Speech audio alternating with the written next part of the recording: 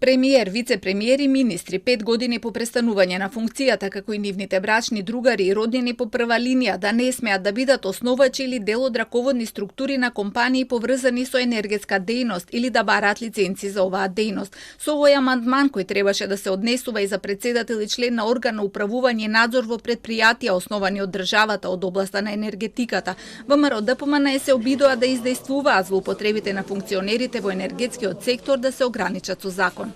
Има еден огромен скандал како што е броило.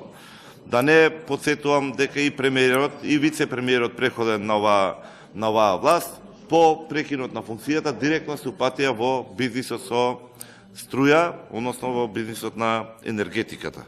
Тие искуства се сосема доволни за да не потикнат да имаме предлог ваков амандман со кој што тие стравови или сомнежи би биле елиминирани. Но министерот за економија го одби амандманот со образложение дека ова прашање е веќе регулирано. Амандманот не се прифаќа имајќи предвид дека истото е предвидено во членот 12 и 14 во Законот за енергетика, во предложениот закон што ние го доставивме.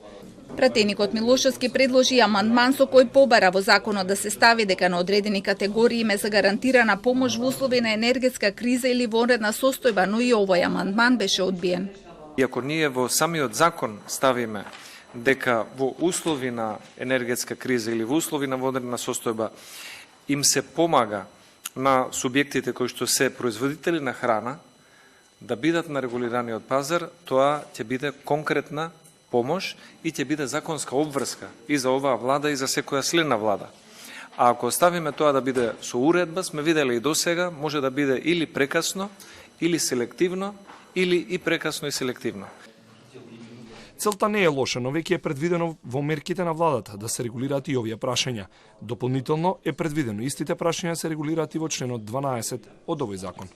Пратениците од оваа комисија пред себе имаат обемна работа со закон на кој се предложени измени, дополнувања и усогласувања во 97 од 232 члена.